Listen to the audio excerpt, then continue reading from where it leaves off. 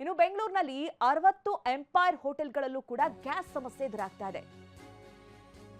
Empire hotel ಸಾಕಷ್ಟು ಜನ ದಿನನಿತ್ಯ ನಾನ್ ವೆಜ್ಗೆ ಅಂತ ಹೇಳಿ ನಾನ್ ವೆಜ್ ತಿನ್ನೋಕೆ ಅಂತ ಹೋಗ್ತಾ ಇದ್ದಂತಹ ಹೋಟೆಲ್ ಇವು.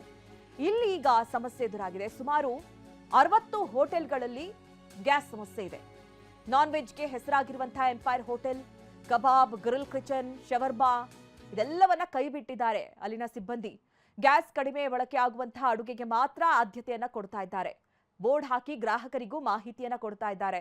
ಆ ಬೋರ್ಡಲ್ಲಿ ಏನಿದೆ ಅದನ್ನು ಕೂಡ ಗಮನಿಸ್ತಾ ಇದ್ದೀರಿ. ಈ ಕುರಿತಂತೆ ನಮ್ಮ ಪ್ರತಿನಿಧಿ ವಿನಯ್ ಒಂದು ವರದಿಯನ್ನ ಕೊಟ್ಟಿದ್ದಾರೆ, ಬನ್ನಿ ನೋಡೋಣ.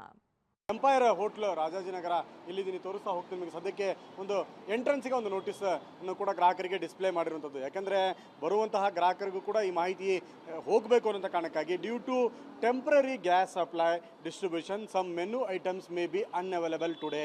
Hour team will be happy to guide your on the items currently available. ಅಂದರೆ ನೀವು ಏನು ಈ ಹಿಂದೆ ಎಂಪೈರ್ ಹೋಟ್ಲಿಗೆ ಬರುವಾಗ ಈ ಖಾದ್ಯಗಳನ್ನು ತಿನ್ನಬೇಕು, ಈ ರುಚಿಯಾದ ತಿಂಡಿಗಳನ್ನು ತಿನ್ನಬೇಕು, ಆಹಾರವನ್ನು ಸವಿಬೇಕು, ಈ ಮೆನುವನ್ನು ನಾವು ತಿನ್ನಬೇಕು ಅನ್ನೋಂಥ ಒಂದು ಆಕಾಂಕ್ಷೆಯನ್ನು ಇಟ್ಕೊಂಡೇ ಹೋಟ್ಲ್ಗಳಿಗೆ ಬರ್ತೀವಿ. ಆದರೆ ಬಂದಂಥ ಸಂದರ್ಭದಲ್ಲಿ ಈಗ ನೀವಂದುಕೊಂಡಿರುವಂತಹ ಮೆನು ಅಥವಾ ನೀವಂದುಕೊಂಡಿರುವಂಥ ತಿಂಡಿ ಹೋಟೆಲ್ಗಳಲ್ಲಿ ಸಿಗ್ತಾ ಇಲ್ಲ. ಸದ್ಯಕ್ಕೆ ನಾನು ತೋರಿಸ್ತಾ ಇದ್ದೀನಿ ಶವರ್ಮಾ. ಅಂದರೆ ಇದಕ್ಕೆ ಹೆಚ್ಚಿನ ಪ್ರಮಾಣದಲ್ಲಿ ಗ್ಯಾಸ್ ಬೇಕಾಗುತ್ತೆ, ಕಂಟಿನ್ಯೂಯಸ್ ಆಗಿ ರನ್ ಆಗಬೇಕಾಗತ್ತೆ.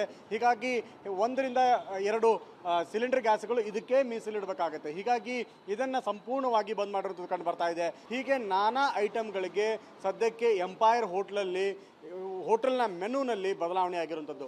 ಯಾವ ಆಹಾರವನ್ನು ಕಡಿಮೆ ಸಿಲಿಂಡರ್ಗಳನ್ನ ಬಳಕೆ ಮಾಡಿಕೊಂಡು ತಯಾರಿಸಬಹುದು ಅನ್ನೋಂತಹದ್ದನ್ನು ಮೆನುವನ್ನು ಸಿದ್ಧಪಡಿಸಿ ಆಹಾರವನ್ನು ಸಿದ್ಧಪಡಿಸಿದ್ದಾರೆ. ಹಾಗಾದರೆ ನಿಜಕ್ಕೂ ಕೂಡ ಎಂಪೈರ್ ಹೋಟ್ಲಲ್ಲಿ ಇವತ್ತು ಎಷ್ಟು ಪ್ರಮಾಣದಲ್ಲಿ ಆಹಾರ ಸಿಗುತ್ತೆ, ಯಾವ್ಯಾವ ತಿಂಡಿಗಳು ಸಿಗುತ್ತೆ, ಯಾವ್ಯಾವ ಖಾದ್ಯಗಳು ಸಿಗಲ್ಲ, ಎಲ್ಲ ಮಾಹಿತಿಗಳನ್ನು ಗಫಾರ್ ಅವರು ಕೊಡ್ತಾರೆ. ಕೇಳೋಣ ಸರ್. ಮೊದಲೇದಾಗಿ ಈಗ ಎಷ್ಟು ದಿವಸಗಳಿಂದ ಈ ಥರ ಸಮಸ್ಯೆ ತಾವು ಎದುರಿಸ್ತಾ ಇದ್ದೀರಾ? ಈಗ ಎಷ್ಟು ಪ್ರಮಾಣದಲ್ಲಿ ತಮ್ಮ ಹತ್ರ ಅವೈಲಬಿಲಿಟಿ ಇದೆ? ಒಂದು ದಿವಸಕ್ಕೆ ಎಷ್ಟು ಸಿಲಿಂಡರ್ ಬೇಕು? ಈಗ ಎಷ್ಟು ಸಿಗ್ತಾ ಇದೆ? ನೋಡಿ, ಸಾಧಾರಣವಾಗಿ ನಮಗೆ ಒಂದು ದಿನಕ್ಕೆ 140 ರಿಂದ 175 ಸಿಲಿಂಡರ್ ನಮಗೆ ಆಲ್ ಓವರ್ ಎಂಪೈರ್ಗೆ ಬೇಕಾಗುತ್ತೆ. ಸದ್ಯದಲ್ಲಿ ನಮ್ಮಲ್ಲಿ ಯಾವುದೇ ಸ್ಟಾಕ್ ಇಲ್ಲ. ಸರಬರಾಜು ಆದದ್ದನ್ನು ನಮ್ಮಲ್ಲಿ 1-2 ದಿವಸ 3 ದಿವಸ ಓಡಿಸಬಹುದು. ಬದಲಿ ವ್ಯವಸ್ಥೆ ಮಾಡಿಕೊಳ್ಳುವವರೆಗೆ ನಾವು ಏನು ಮಾಡಿದ್ದೀವಿ, ಮೆನುವನ್ನು ಟ್ರಿಮ್ ಮಾಡಿದ್ದೀವಿ, ಕಟ್ ಮಾಡಿದ್ದೀವಿ. ಅಗತ್ಯವಾದಂತಹ ಮೆನು ಈಗ ಗ್ರಾಹಕರಿಗೆ ಯಾವುದನ್ನು ನಾವು ತಲುಪಿಸಬೇಕು ಅದನ್ನು ತಲುಪಿಸುವಂಥ ಸಂಪೂರ್ಣ ಪ್ರಯತ್ನವನ್ನು ನಾವು ಮಾಡ್ತಾ ಇದ್ದೀವಿ. ಬದಲಿ ವ್ಯವಸ್ಥೆ ಆಗುವವರೆಗೆ ಕೂಡ ನಾವು ಟ್ರಿಮ್ ಮಾಡಿ ಗ್ರಾಹಕರಿಗೆ ತೊಂದರೆ ಆಗಬಾರ್ದು ಮತ್ತು ನಮ್ಮ ಇರುವಂತಹ 3,000ರಷ್ಟು ಸಿಬ್ಬಂದಿಗಳಿಗೂ ತೊಂದರೆ ಆಗಬಾರ್ದು ಅಂತೇಳಿ ಈ ಒಂದು ವ್ಯವಸ್ಥೆನ ನಾವು ಮಾಡ್ಕೊಂಡಿದ್ದೀವಿ. ಏನೇನು ಟ್ರಿಮ್ ಮಾಡಿದರೆ ಏನೇನು ಇರುತ್ತೆ, ಏನೇನು ಇರೋದಿಲ್ಲ ಕಳೆದ ದಿವಸಗಳಿಗೆ ಕಂಪೇರ್ ಮಾಡಿದರೆ?